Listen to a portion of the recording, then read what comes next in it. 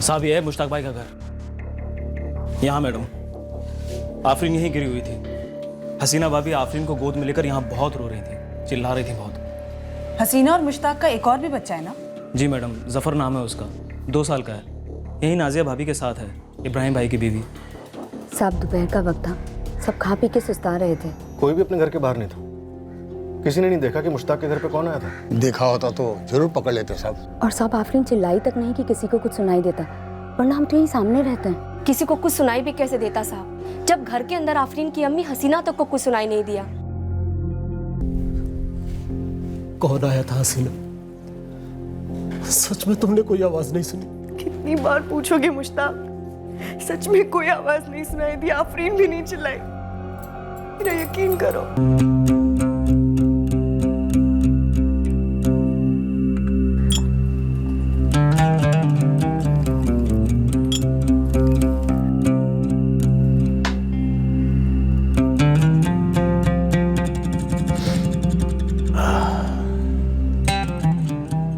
आजमाएंगे नहीं? अरे लुत्फ उठाइए मोहतरमा। लाजवाब मुश्ताक भाई। ये इत्र मैंने खास तौर से आपके लिए बनाया। ऐसा जादू करेगा ये इत्र कि आपकी रूह महक उठेगी, गुलबदन चाहत में थिरक उठेगा। अरे बस बस मुश्ताक भाई। नहीं, अब कोई बस नहीं बोलेगा, ना आप और ना वो।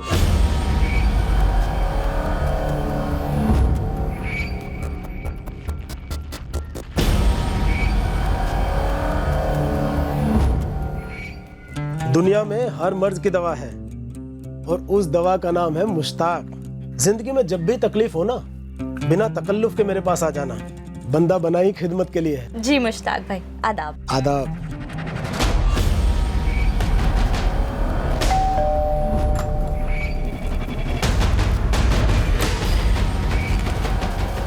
ये कौन सा है? हाँ वाजिद बोल। मुश्ताक भाई जल्दी अपने घर पहुंचिए, जल्दी। क्यों, क्या हुआ वाजिद? मुश्ताक भाई, आफरीन शायद बेहोश हो गई है, उसकी सांस नहीं चल रही है। किसी ने शायद हमला किया आपकी बेटी पर। हमला? आफरीन पर?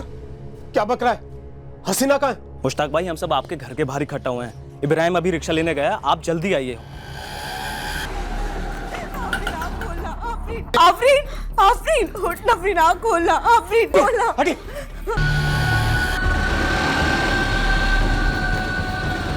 बच्ची की सांस रुक गई है मैडम, डॉक्टर को बुलाइए जल्दी। बच्ची तो मर चुकी है। जी डॉक्टर, मुझे बाहर देखते ही लगा था। गले पर स्ट्रैंगुलेशन के निशान है, पुलिस को फोन करो तुरंत। ये कौन सा है?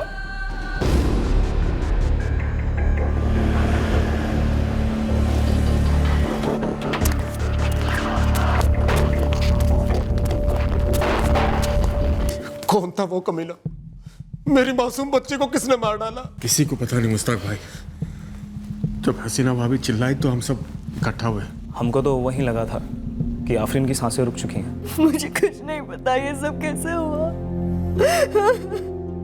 हसीना जी हुआ क्या था? आप घर पर थी, बच्ची घर पर थी, दरवाजे पर कौन आया था? आफरीन को दरवाजा क्यों खोलना पड़ा हसीना?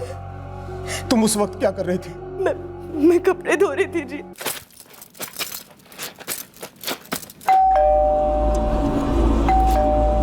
अम्मी मैं देखती हूँ। जा। ना मैंने कुछ देखा, ना मुझे कुछ सुनाई दिया, कुछ पता ही नहीं चला। कुछ देर बाद जब मैंने आफरीन को आवाज लगाई ये पता करने के लिए कि दरवाजे पे कौन आया है, वो जवाब ही नहीं दे रही थी। आफरीन, आफरीन कौन आया दरवाजे पे? आफरीन जवाब क्यों नहीं दे रही है? कौन आया है? ये लड़की भी ना।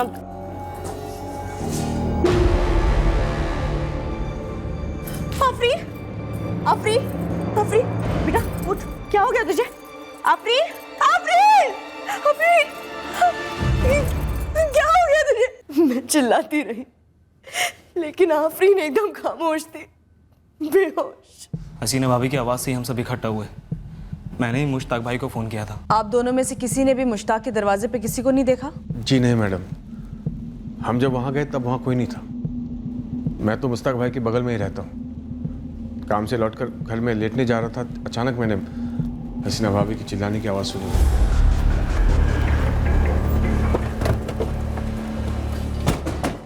साहब ये है मुश्ताक भाई का घर। यहाँ मैडम, आफरीन यहीं गिरी हुई थी। हसीना भाभी आफरीन को गोद में लेकर यहाँ बहुत रो रही थी, चिल्ला रही थी बहुत। हसीना और मुश्ताक का एक और भी बच्चा है ना? जी मैडम, जफ़र नाम है उसका, 2 साल का है। यही नाजिया भाभी के साथ है, इब्राहिम भाई की बीवी। साहब दोपहर का वक्त था, सब खा पी के सुस्ता रहे थे। कोई भी अपने घर के बाहर नहीं था। किसी ने नहीं देखा कि मुश्ताक के घर पे कौन आया था? देखा होता तो जरूर पकड़ लेते साहब। और साहब आफरीन चिल्लाई तक नहीं कि किसी को कुछ सुनाई देता, वरना हम तो यही सामने रहते हैं। किसी को कुछ सुनाई भी कैसे देता साहब, जब घर के अंदर आफरीन की अम्मी हसीना तक को कुछ सुनाई नहीं दिया।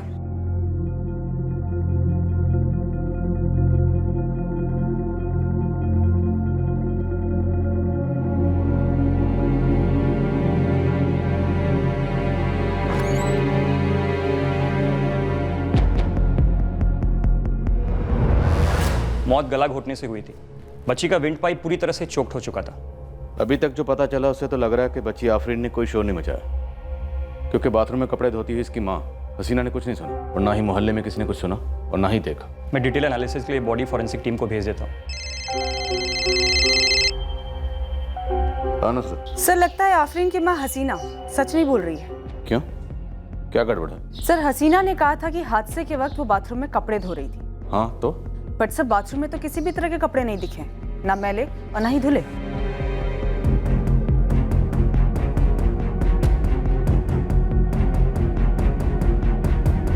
सर बाथरूम तो एकदम सूखा पड़ा है और तार पे सारे कपड़े भी सूखे पड़े हैं। तो फिर हसीना से ही पूछते हैं, कहाँ है वो कपड़े जो वो धो रही थी?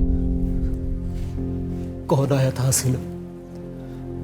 सच में तुमने कोई आवाज नहीं सुनी? कितनी बार पूछोगे मुश्ताक, सच में कोई आवाज नहीं सुनाई दी, आफरीन भी नहीं चिल्लाई। मेरा यकीन करो। सर यहाँ पे कुछ तो गड़बड़ हुई है जो हसीना छुपा रही है।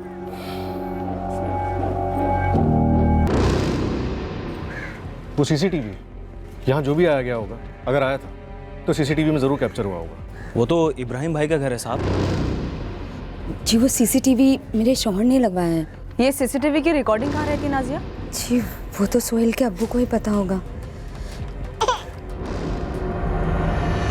8 साल की मासूम बच्ची आफरीन की मौत का केस अब सर के बल उलटने वाला था। सिर्फ हसीना के अविश्वसनीय बयान की वजह से नहीं, बल्कि इब्राहिम शेख के घर के बाहर लगे सीसीटीवी की वजह से भी, जिसने आफरीन की मौत के राज को और भी गहरा कर दिया।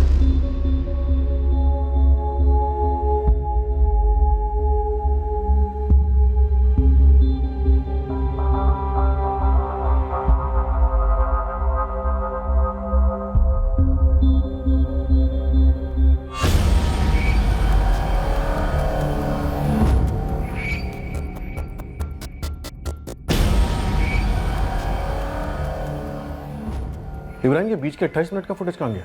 वो छपा नहीं साहब, कैमरा बंद हो गया था बीच में कुछ देर के लिए। ठीक उसी टाइम पे जब हसीना के हिसाब से उसके दरवाजे पे कोई आया था जो शायद हत्यारा हो सकता है। मैडम ऐसा है कि मेरा बेटा सोहेल, वो 2 बजे उसका एक प्रोग्राम आता है, तो वो टीवी ऑन करने के चक्कर में गलती से सीसीटीवी ऑफ हो गया।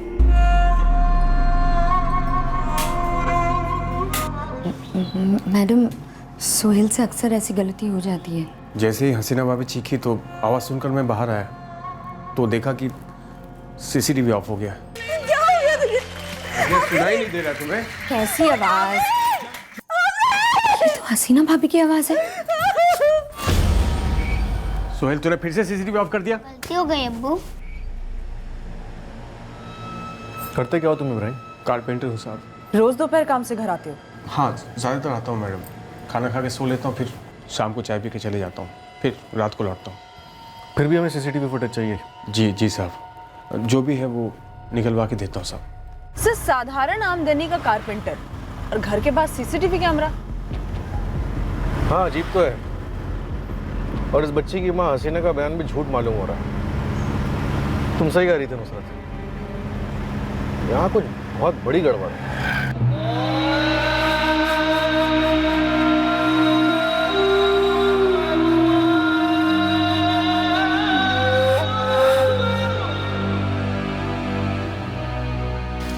दुआओं का कुछ तो असर होता ही है। देखते हैं क्या असर होता है।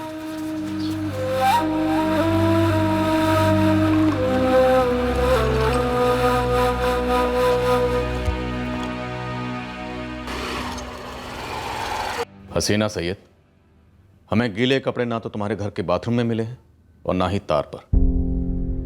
जब आफरीन का कत्ल हुआ तुम कपड़े नहीं धो रही थी। ये नाटक करना बंद करो हसीना। अब तक तुम हमसे सिर्फ झूठ बोलती आई हो। मैं सच बोल रही हूँ। क्या तुम कपड़े निचोड़कर सुखाकर सब कुछ साफ सुथरा करने के बाद अपनी बच्ची आफरीन को देखने गई थी? या फिर जानबूझकर आफरीन की आखिरी सांस लेने का इंतजार कर रही थी? उसके बाद चिल्ला चिल्ला कर मोहल्ले वालों को इकट्ठा किया। हसीना, क्या नाटक लगा के रखा ये? मैं कपड़े नहीं धो रही थी। तो क्या कर रही थी? कौन आया था दरवाजे पर? या कोई आया ही नहीं? बेल बजी ही नहीं। ये क्या बोल रहे हैं आप? कोई आया था, बेल बजी थी, आफरीन गई थी दरवाजा खोलने के लिए। तुम अब भी कहानी बना रही हो।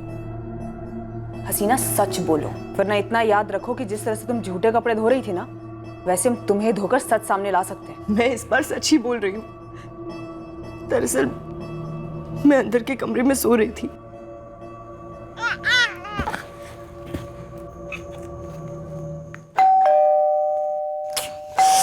आफरीन, जरा देख दरवाजे पे कौन है। अम्मी, मैं गुड्डा गुड्डी के लिए खाना पका रही हूँ, मैं अभी नहीं जाऊंगी। हाँ तो रोक देना 2 मिनट, जा जाकर देख क्या कौन आया दरवाजे पे, जा।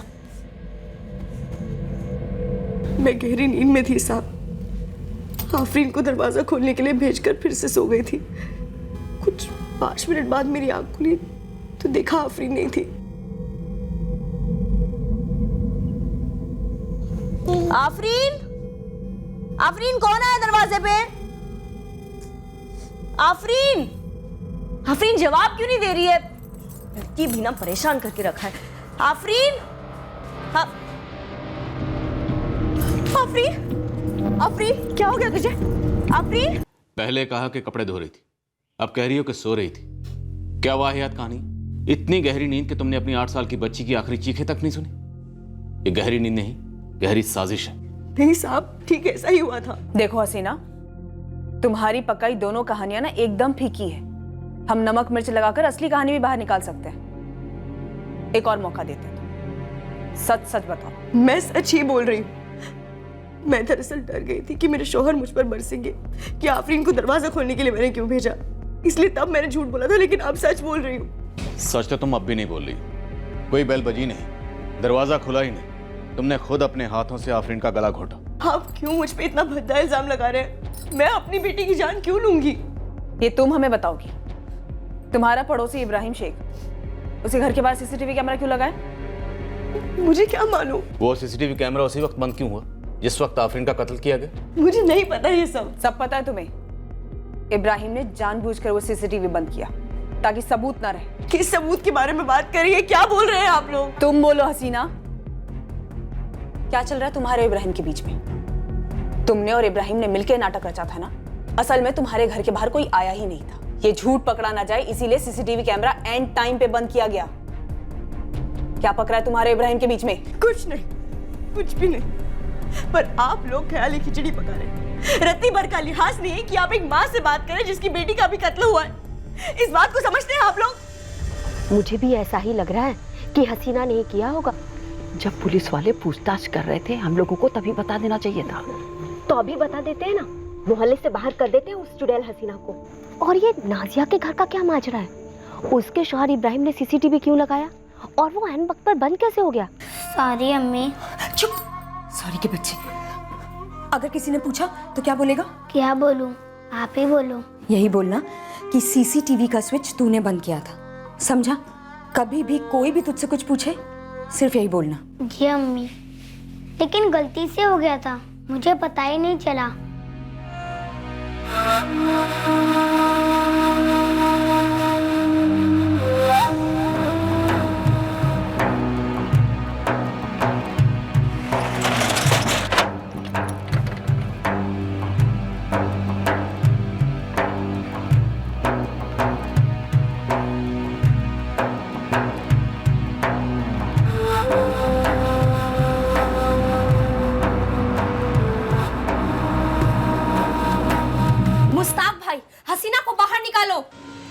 आप लोग क्या करना चाहते हैं? हम मोहल्ले के बीचों बीच मार मार कर उसे सच उगलवाएंगे। आप बाहर निकालिए उसे। मुस्ताक भाई, इस बेरहम औरत को आपको घर से पहले ही निकाल देना चाहिए था। मैंने अपनी आफरीन को खोया और इस वक्त मुझ में ये सब बातें करने की ताकत नहीं है। तो जुटाइए ताकत और हटाइए उसे। आप अपने इत्र की खुशबू में इतने खो गए मुश्ताक भाई कि अपने घर में पनप रही सड़न को सूंघ नहीं पाए। बाहर निकालिए उसे, अभी के अभी निकालिए। औरत जात समझकर पुलिस वाले नरमी से पेश आते होंगे, लेकिन हम मोहल्ले की औरतें दिखाएंगे उसे कि हम किस मिट्टी के बने हुए हैं। अरे वो सिर्फ नाम की हसीना है, अंदर से बदसूरत है बदसूरत। मैं पुलिस बुला रहा हूँ। डायनों के लिए कोई जगह नहीं है हमारे मोहल्ले में। बुलाइए उसे। अगर बाहर नहीं भेजा तो हम अंदर आ जाएंगे, झाड़ू और जूतों से मार मार कर निकालेंगे उसे। सब जल्दी आइए, फसाद होने को है। अगर हसीना इनके हाथ आ गई तो ये लोग उसे जान से मार डालेंगे। भाई बाहर निकालिए हसीना को, निकालो हसीना को बाहर, हम अंदर आ रहे हैं। सर भीड़ बिखर गई है, लेकिन एक खबर सामने आई है। ये जो हसीना है वो आफरीन की सौतेली माँ थी, और मोहल्ले के हर बंदे का यही कहना है कि हसीना आफरीन के साथ बहुत बुरा सलूक करती थी। ये 1 किलो चावल है आफरीन। जो दुकान वाले चाचा ने दिया था वो मैं ले आई अम्मी। और आधे रास्ते में गिराते हुए आई है। पैकेट फटाई दिखाई नहीं दिया, अंधी हो गई है क्या? तेरे अब्बू तेरे स्कूल पर इतने पैसे खर्च कर रहे हैं फेल होने के लिए। मुझे पढ़ाएंगे ट्यूशन, पर फेल क्यों हुई हूं मैं? तो क्या इंतजार कर रही है फेल होने का? इतने कम नंबर फेल बराबर ही होते हैं। चल, अब्बू से कहकर ना तेरा स्कूल ही छुड़वा देती हूँ। फिजूल पैसों की बर्बादी है ना। मुझे स्कूल पसंद है पर पढ़ाई नहीं। चुप कर। बड़ी आई शहजादी साहब की बाप ने पसंद नापसंद बता। सर हसीना का कोई ना कोई कनेक्शन पक्का है आफरीन के मर्डर से। हाँ, हसीना का इन्वॉल्वमेंट तो रूल आउट नहीं कर सकते, लेकिन उसके साथ कोई और भी रहा होगा, क्योंकि पोस्टमार्टम की रिपोर्ट के हिसाब से आफरीन का गला घोटने वाले हाथ शायद किसी मर्द के हैं। डिटेल एनालिसिस हो चुकी है। फॉरेंसिक टीम का कहना है कि विक्टिम के गले पर जो फिंगरप्रिंट्स मिले हैं उनकी साइज देखकर ऐसा लगता है कि गला दबाने वाले हाथ शायद किसी आदमी के थे। इसका मतलब है घर में वाकई कोई आया था या शायद पहले से मौजूद था, और ये हसीना कहानी बन रही है कि उसे मालूम ही नहीं कि कौन आया था। मुश्ताक जी, आफरीन की बॉडी दोपहर 2 बजे तक आपके हवाले कर दी जाएगी। उसे घर कैसे लाऊं?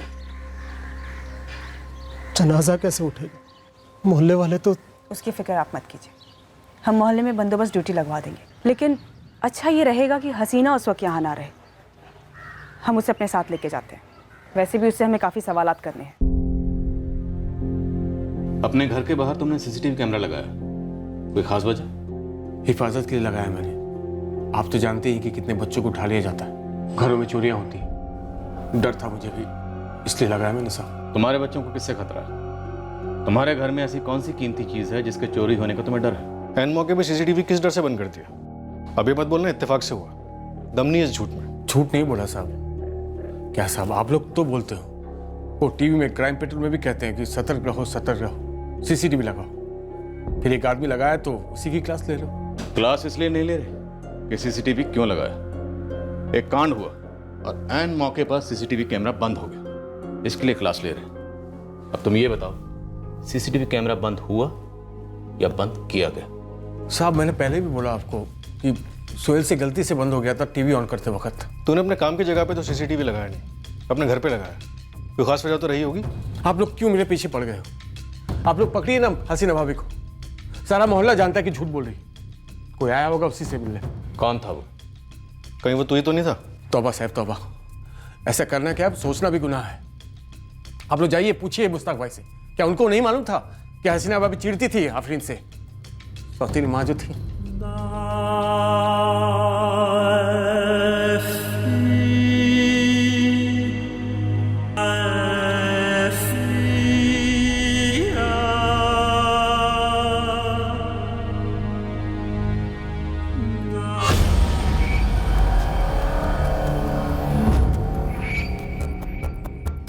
आफरीन मेरे पेट से नहीं जनी, इसलिए मोहल्ले वाले मुझे डायन और न जाने क्या क्या कह रहे हैं।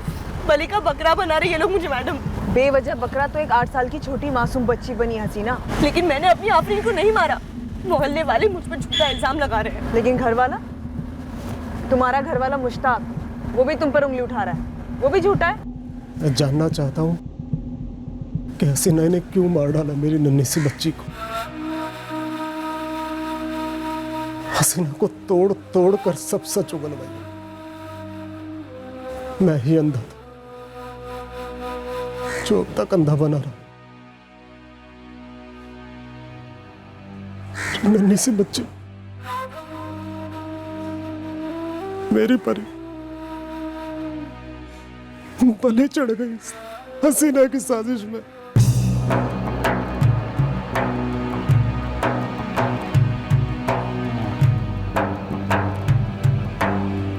परवेज, परवेज बेग नाम है उसका। उसी के साथ मिलकर मेरी बीवी हसीना ने ये साजिश की है। कौन है ये परवेज बेग? कभी दोस्त हुआ करता था मेरा, लेकिन मैं ही मिला उसे पीठ में खंजर भोंकने के लिए। मुश्ताक जी जरा खुल के बताएंगे इस परवेज बेग का आफरीन के मर्डर से क्या ताल्लुक है? आपकी बीवी से इसका क्या ताल्लुक है? और आपको क्या लगता है उस दिन ये खुद आपके घर आया था या फिर इसे बुलाया गया था? परवेज ही हसीना को मेरी जिंदगी में लेकर आया था 4 साल पहले, लेकिन तब मुझे पता नहीं था कि ये एक चाल थी।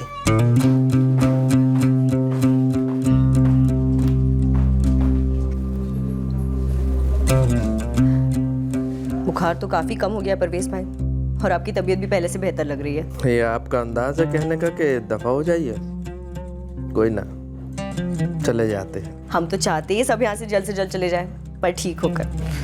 भाई मुश्ताक मियां, मोहतरमा तो हमें धक्के मार मार के अस्पताल से निकाल रही हैं। वार्निंग मिली है कि आज ही क्या दफा हो जाइए यहाँ से। आपकी सारी दवाइयाँ फाइल में लिख दी है परवेज भाई जी, वक्त से लेते रहिएगा। सभी मरीजों का बहुत ख्याल रखते हैं ये। बहुत अच्छी खातून है, नेक दिल और खुश मिजाज, और खूबसूरत भी है। हाँ नहीं मतलब। हाँ नहीं मतलब मियां? अरे भाईजान कहिए तो बात चलाएं। अरे परवेज मियां, खुद भी पिटोगे और मुझे भी पिटवाओगे। हम कोई गलत बात चलाने की थोड़ी बात कर रहे हैं, नेक नियत है, और हम तो उनसे बात कर भी चुके हैं। अकेली रहती है मोहतरमा। पर मैं अकेला नहीं रहता, आफरीन रहती है मेरे साथ। इसलिए तो आफरीन को अम्मी की ज़रूरत है और आपको एक हमसफ़र की। एक तीर और 2 निशाने। बोलिए क्या कहते हैं? परवेज की मदद से 1 महीने में हमारा निकाह हो गया, और मेरे जिगर के टुकड़े आफरीन को हम दोनों मिलकर प्यार से पालने लगे। आप परवेज की साजिश के बारे में कुछ बता रहे थे। निहायत ही भद्दा और कमीना इंसान निकला है परवेज। मैंने उसे हमेशा अपना दोस्त समझा। मैं उसका शुक्रगुजार था कि उसने मुझे हसीना से मिलवाया, लेकिन मिलन तो कहीं और ही चल रहा था। पहले मेरी पीठ के पीछे और फिर मेरी नाक के नीचे। दोस्त था तो सीधे पूछने में हिचकिचाहट होती थी, समझ में नहीं आता था कि क्या करूं क्या नहीं, लेकिन अंदर तो मालिक जैसे लावा उमड़ रहा था। फिर भी पहले तमीज से परवेज से गुजारिश की, और फिर हसीना से कि हमारा इस्तेमाल मत करो, हमें मजाक मत बनाओ पूरे मोहल्ले में, सारी बिरादरी में। फिर क्या कहा दोनों ने? बोले गलत फहमी है मेरी, ऐसा कुछ नहीं है। लेकिन था मालिक, और है। मैं कभी बेइज्जती के डर से बता नहीं पाया। मैं तो लगता है कि सफर भी हम दोनों का ही बेटा है, हमारा नहीं। पूरी दुनिया हमें बता चुकी थी कि हसीना आफरीन के साथ बदसलूकी करती, गंदा बर्ताव करती, जैसी वो दिखती है वैसी है नहीं। लेकिन ना जाने हम किस उलझन में रह गए, हमें कुछ समझ में नहीं आया कि किस पर भरोसा करें और किस पर नहीं। सा आज मैं भुगत रहा। न जाने मेरी बेटी उन चंद लम्हों में क्या भुगती होगी जब उसका कत्ल हुआ था। परवेज और हसीना को भी वैसी तकलीफ मिलनी चाहिए, बिल्कुल वैसी जैसे मेरी बेटी ने भुगती थी। साहब सदमे से मुश्ताक सठिया गए हैं। और मोहल्ले वाले वो भी सठिया गए हैं? साहब वो बाहर वाले हैं, जलते हैं मुझसे। मेरा यकीन मानिए, आफरीन कभी मेरे लिए सौतेली थी ही नहीं। 4 साल से मेरे और उसके बीच में एक माँ बेटी का रिश्ता रहा है। और परवेज के साथ कितने सालों से और कैसा रिश्ता है तुम्हारा हसीना? साहब कल आफरीन के जनाजे में जिस नफरत के साथ मुश्ताक मुझे घूर रहा था, तभी मैं समझ गया था कि उसका अगला कदम क्या होगा। ठीक वही हुआ, पर मुझ पे लगाया इल्ज़ाम बेबुनियाद है। इल्ज़ाम लगा तो है परवेज, अब तुम खुद तशरीफ लाओगे या हम आए तो मिलेंगे, और भागने की तो सोचना भी मत। साहब भदोई मंडी में मेरी सालों से कालीन की दुकान है, तो भागने वागने का तो कहीं सवाल ही पैदा नहीं होता। मेरे कालीनों की तरह मेरा दामन भी बेदाग है। मैं भी पहुंचता हूँ आपके पास थाने।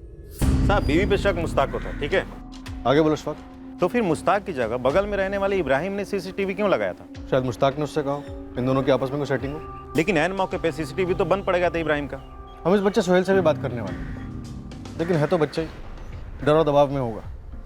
ये सारा खेला इब्राहिम का लग रहा है, कोई अलग सा प्लान, या फिर मुश्ताक का, या फिर हसीना का परवेज के साथ मिलकर। अशफाक एक काम कर, अंदर तक घुस, यहाँ कुछ भी सीधा नहीं लग रहा है। उस बच्ची आफरीन की असली माँ कौन थी इसका पता लगा, उसके साथ क्या हुआ था, सब कुछ। ये मुश्ताक जो भी कहानी पेलेगा अपने फ़ायदे के लिए पेलेगा, और इस इब्राहिम कारपेंटर का पूरा चिट्ठा निकाला।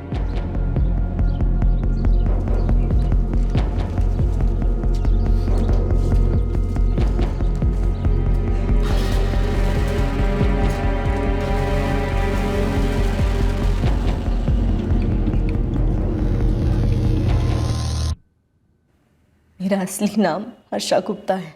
तो परवेज ने तुम्हें हसीना बनाया और तुमने मुश्ताक को फंसाया? जी नहीं, मेरी पहली शादी टूट चुकी थी, मैं अकेली थी। मुझे मुश्ताक अच्छा लगा, वो कमाता भी अच्छा था। परवेज को मैं परवेज भाई बोलती हूँ, भाई। उन्होंने बस हम दोनों को मिलवाया, बाकी सब कुछ हमारी मर्जी से ही हुआ है। मैं हर्षा से हसीना बनी, अपना नाम बदला, अपना धर्म बदला, मुश्ताक से निकाह किया, आफरीन को अपनी सगी बेटी से भी ज्यादा प्यार दिया, अपनी बेटी समझकर उसकी परवरिश की। हाँ, मोहल्ले की दूसरी औरतें तुम्हारी मिसालें देती हैं कि माँ हो तो हसीना जैसी। खाने मारना कितना आसान होता है ना मैडम। एक बच्ची मारी गई है जिसे तुम आए दिन थप्पड़ मारती थी, ये झूठ है? झूठ ये है कि आए दिन मारती थी। जब माँ सौतेली होती है ना, तो 4 साल में 6 बार भी हाथ उठाए ना तो आए दिन हो जाता है। हर किसी को सौतेला हाथ नजर आता है, माँ का हाथ किसी को नजर ही नहीं आता। आफरीन तुम्हारे और जफर के रास्ते में आ रही थी, ये भी झूठ है? पूरी तरह झूठ है। मुश्ताक तो जफर को इस दुनिया में आने ही नहीं दे रहा था।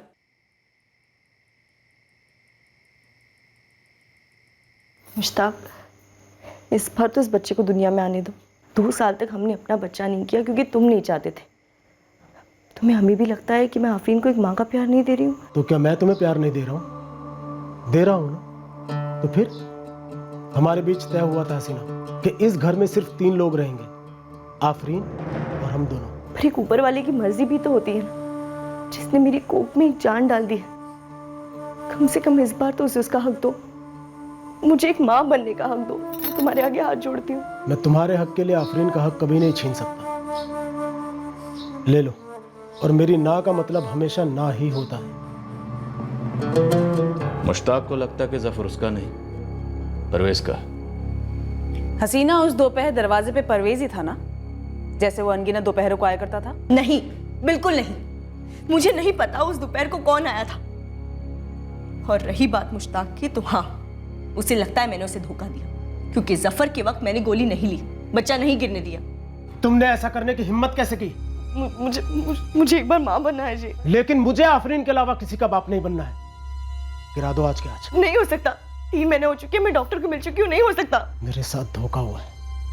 तुमने क्या है हसीना? बच्चे को धोखा नहीं कहते जी, वो कभी आफरीन के रास्ते में नहीं आएगा, बल्कि आफरीन को एक भाई या बहन मिलेगी, और हमारे जाने के बाद दोनों एक दूसरे का ख्याल रखेंगे। मैं अपनी आफरीन के लिए इतना बनाकर छोड़ूंगा कि अपना ख्याल रखने के लिए उसे किसी की जरूरत नहीं पड़ेगी। और इस वक्त तुम मेरे बताए हुए डॉक्टर के पास चलोगी, देखते हैं वो क्या कहता है। लेकिन एक बात कान खोलकर सुन लो, ये बच्चा गिरे या ना गिरे, तुम मेरी नजरों में जरूर गिर चुके हो हसीना। 2 साल से मुझसे एक दुश्मन की तरह पेश आते रहे हैं मुश्ताक। एक ही रट लगी रहती है कि मेरे और परवेज भाई का चक्कर चल रहा है। और जफर साहब, मैं आपसे सच कह रही हूँ, मेरा और परवेज भाई का एक पाक रिश्ता है, भाई बहन वाला।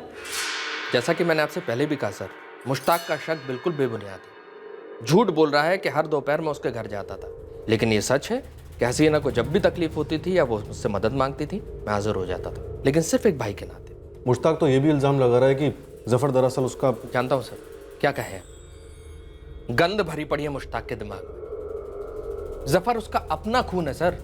ये सच है कि जफर को इस दुनिया में लाने में मेरा हाथ था, लेकिन उस गंदे तरीके से नहीं जैसे वो मुश्ताक सोचता है। तुम खुद अपने आप को मां बनने से रोक रही हो हसीना। क्या मतलब परवेज भाई? देखो, हर बारी जब तुम पेट से होती हो, सबसे पहले मुश्ताक को बताती हो, और उसके बाद वो बच्चा गिराने वाली दवाई तुम्हें देता है, सही है ना? तो बोलो ही मत ना कि पेट से हो। देखो, इस बारी जब महीना नहीं आएगा तो उसको कुछ बताना ही मत। नहीं परवेज भाई, मुश्ताक बुरा मानेंगे, बहुत बिगड़ेंगे मुझ पर। तो इस वक्त भी तो तुम कोई बहुत खुश नहीं हो ना। देखो, बच्चा चाहिए तो इसके अलावा और कोई रास्ता नहीं है। मसला तुम्हारा है, हल भी तुम्ही को ढूंढना होगा। सर, किसी जोड़े के निजी मामलों में दखल देना किसे पसंद आता है? बहन मानता हूं हसीना को, इसलिए सलाह दी, बाकी मेरी अपनी निजी जिंदगी है, शादी है जिसमें मैं बहुत खुश हूँ। आफरीन की मौत से सबसे ज़्यादा फायदा किसका है परवेज? अगर आपको लगता हसीना को, तो गलत सोच रहे हैं आप। मुश्ताक को इतना सीधा आदमी समझते हैं? अगर आफरीन को मारकर जफर और हसीना को सब कुछ इतनी आसानी से मिल जाता, तो आफरीन की अपनी सगी माँ लुबना यूं ही छोड़ देती मुश्ताक को। आफरीन की माँ लुबना कहाँ है इस वक्त? नहीं जानता साहब, क्योंकि मुश्ताक और लुबना जब साथ में रहते थे तब मेरी मुश्ताक से दोस्ती नहीं हुई थी। लेकिन एक बात कह सकता हूँ सर, मुश्ताक उन आदमियों में से तो कतई नहीं है जो किसी एक औरत की बेवफाई से पूरी तरह पिघल जाता। जब मैं सोच रही हूँ तो मुझे ऐसा लग रहा है, ऐसा भी तो हो सकता है कि आफरीन को इसलिए मार डाला ताकि सारा इल्जाम मुझ पे आ जाए और मैं रास्ते से हटा दी जाऊं। क्यों? तुम किसके रास्ते का कांटा हो हसीना? साहब, मुश्ताक मुझसे नफरत करता है। पर वो अपनी बेटी से प्यार करता था। तुम्हें रास्ते से हटाने के लिए वो अपनी सगी बेटी की जान क्यों ले गया? साहब, मुश्ताक के लिए मैंने अपना धर्म बदला, उसके घर को संभाला, बेटी संभाली, उसकी शकी मिजाज को झेला। पर हुआ क्या? उसने मेरी बात पर बिल्कुल एतबार नहीं किया। उल्टा दूसरों की तरह उसने सीधा सीधा मुझ पर उंगली उठाई। मौका तो ने खुद दिया। झूठ से शुरुआत करके उंगली उठाने का न्योता तुमने खुद दिया हसीना। साहब, मैंने वो झूठ डर के मारे बोला था, किसी साजिश के मारे नहीं। साजिश हुई जरूर है साहब, पर वो मेरे खिलाफ हुई है। तुम अब भी इशारा मुश्ताक की तरफ ही कर रही हो। देखिए साहब, अगर इब्राहिम के घर के बाहर आप जो बोल रहे हैं वो कैमरा लगा हुआ है, वो एन वक्त पे बंद नहीं होता तो अब तक दूध का दूध पानी का पानी हो चुका होता। लेकिन मेरी बदकिस्मती कि ऐसा नहीं हुआ। उल्टा आप लोगों को शक हो गया कि मेरा इब्राहिम के साथ चक्कर चल रहा है, और यहाँ मुश्ताक को लग रहा है मेरा परवेज भाई के साथ चक्कर चल रहा है। आप लोगों ने कैसी औरत समझ रखा है मुझे? साहब, यहाँ एक गणेश यादव किराना वाला, उसकी दुकान पर सीसीटीवी है और वो कभी बंद नहीं रखता। 18 अक्टूबर की दोपहर को भी चालू था। मुश्ताक के घर की रेंज में? एक गली छोड़ के, लेकिन एकदम सही जगह पर है। इसके सामने डेड एंड है। इधर एक ही गली है जो मुश्ताक के घर की तरफ जाती है। मुश्ताक के घर जाने वाला या वहाँ से आने वाला, हर एक शख्स इस सीसीटीवी में कैद होगा ही होगा। साहब, मेरे जहन में नहीं आया कि मेरे कैमरे में खूनी आया होगा। ऐसे कैसे जहन में नहीं आया? सीसीटीवी लगवाया क्यों है? टोपी है क्या ये? नहीं है, ऐसा नहीं है साहब। ऐसा नहीं है, वैसा नहीं है, छोड़। और 18 अक्टूबर की सीसीटीवी की फुटेज निकाल कर दे मुझे, दोपहर 1 बजे से 3 बजे के बीच की।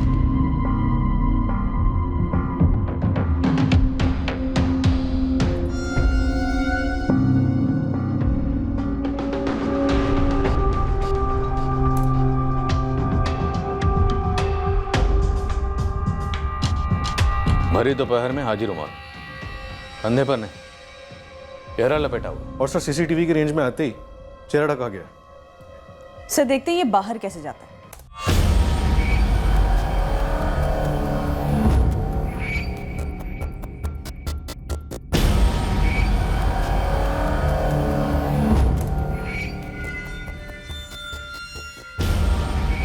बंदा चालाक है, पक्का जानता होगा कि यहाँ सीसीटीवी कैमरा लगा हुआ, इसलिए मुंह ने पीठ दिखाकर भागा। सर, इब्राहिम का सीसीटीवी में पीठ दिखाने की कोई गुंजाइश ही नहीं। उसके मुताबिक उसके बेटे ने बकवास। ये इब्राहिम भी शायद इस साजिश में शामिल है। पीठ से सिर्फ हाइट का अंदाजा लगाया जा सकता है। ये शख्स कौन है, यकीन से कुछ भी कहना मुश्किल है। बट सर, एक बात तो तय है कि ये शख्स जो भी है, ये हसीना या मुश्ताक या फिर दोनों के जान पहचान का है। मोहल्ले में पहले आता जाता होगा, मुश्ताक के घर आया होगा, शायद इसी बस्ती का हो। इस मिस्टर एक्स को हम अपना मेन सस्पेक्ट मानकर चलते हैं। अब इतना तो क्लियर है कि 18 तारीख की दोपहर को मुश्ताक के घर पर कोई आया था। मतलब हसीना झूठ नहीं बोलेगी। सर, हो सकता है हसीना आधा सच बोल रही है। हो सकता है उसी ने किसी को बुलाया। या सर, ये भी हो सकता है कि मुश्ताक ने किसी को भेजा हो।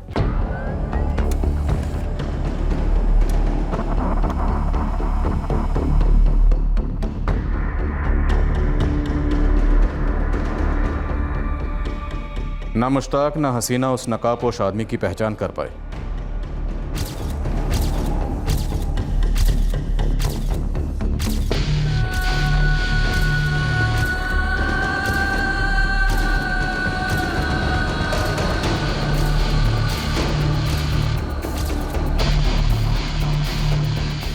मुश्ताक, परवेज, इब्राहिम, केस से जुड़े हुए सभी आदमियों की ऊंचाई नापी गई।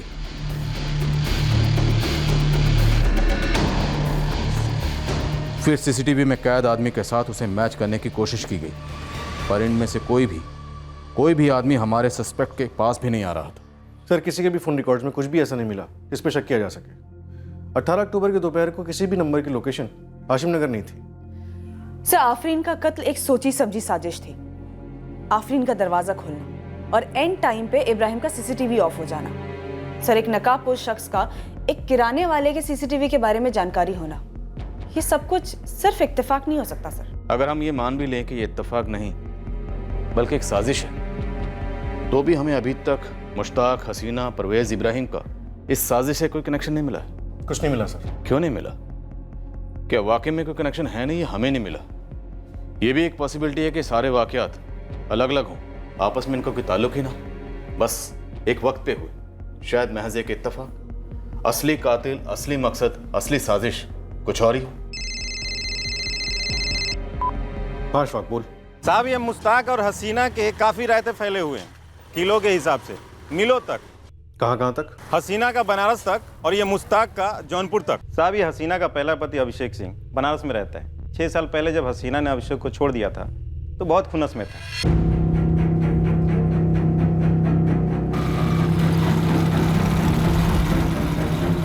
हसीना सैयद तब हर्षा गुप्ता थी, पर उसका अभिषेक से कोर्ट में कोई तलाक वलाक नहीं हुआ। बस एक दिन हर्षा उर्फ हसीना अभिषेक और उसके घर को छोड़कर भाग गई। ये हर्षा उर्फ हसीना के मायके में कौन कौन है? कोई नहीं है साहब। ये हसीना भी बनारस की है। शायद इसका पहला पति अभिषेक बदला लेने आया होगा या किसी को भेजा होगा यहाँ। और मुश्ताक का रहता जौनपुर में? उसकी पहली बीवी रहती है ना वहाँ, लुबना, आफरीन की माँ। ना, वो तो अभी रंगमंच पे आई ही नहीं है, उससे भी पहले वाली। मुश्ताक की सबसे पहली बीवी का नाम कौसर है, जो जौनपुर में रहती है और पान की दुकान चलाती है। अरे कौसर भी, पैसे कौन से भागे जाने? तो पैसे चलकर आ भी तो नहीं रहे मेरे पास। ये पान आखिरी पान था। कल तक मेरा हिसाब नहीं चुकाया ना तो तुम्हारी ये फटफटिया मेरी। कौसर के 2 बेटे हैं, यूसुफ और अफजल। ये दोनों मुश्ताक के? हाँ जनाब, ये दोनों मुश्ताक के ही बेटे हैं। तो ये हसीना दरअसल मुश्ताक की तीसरी बीवी है? हाँ मैडम, लेकिन इस रायते की रेसिपी समझने के लिए आपको लिख के रखना होगा। ये हर्षा उर्फ हसीना मुश्ताक की तीसरी बीवी है, लेकिन शादी चौथी है।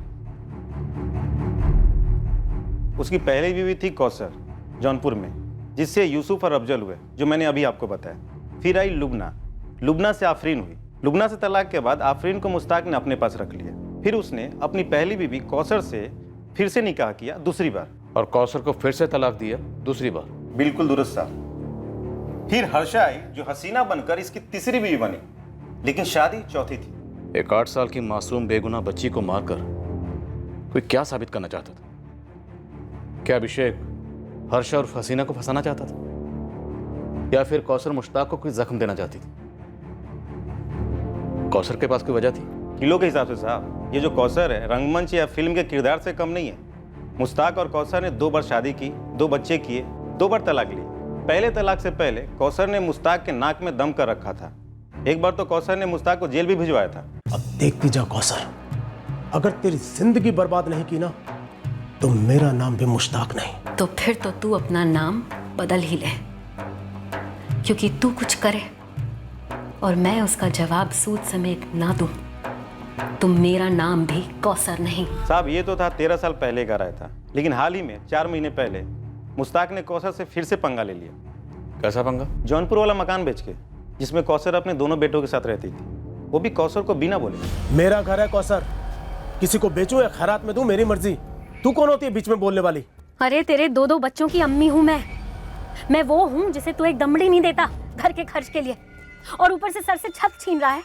अब तू देख मैं तेरे से क्या छीनती हूँ। बर्बाद कर दूंगी तुझे।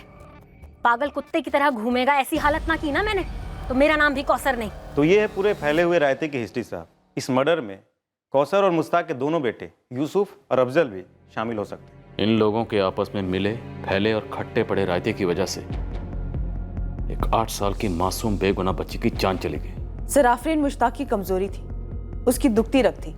कहीं ऐसा तो नहीं कि मुश्ताक को ठेस पहुंचाने के लिए आफरीन की जान ले ली गई हो? ये ठेस मुश्ताक को ही पहुंचानी थी, या फिर हसीना को, जिस पर बुरी सौतेली मां होने का ठप्पा पहले से लग चुका था? या फिर क्या ये सारा कुछ एक साजिश थी, एक चाल थी इन्हीं दोनों की, जिसका मकसद अभी सामने नहीं आया था?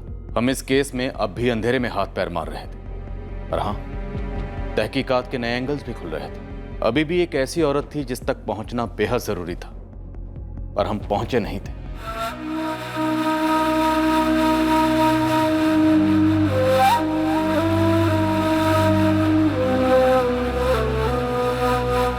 हम बहुत ही जल्द उस तक पहुंचने वाले थे, आफरीन की अम्मी लुबना तक। जब इस 8 साल की मासूम बच्ची के कत्ल की वजह हमारे सामने आई, हम सबके होश उड़ गए। कल रात हम पेश करेंगे इस केस का दूसरा और आखिरी भाग और पता करेंगे उस अतीत का जिसमें किसी ने ऐसी करतूतें की, ऐसे जहरीले बीज बोए जिसकी कीमत वर्तमान में 8 साल की मासूम आफरीन को चुकानी पड़ी, अपनी नन्ही सी जान देकर। जय हिंद।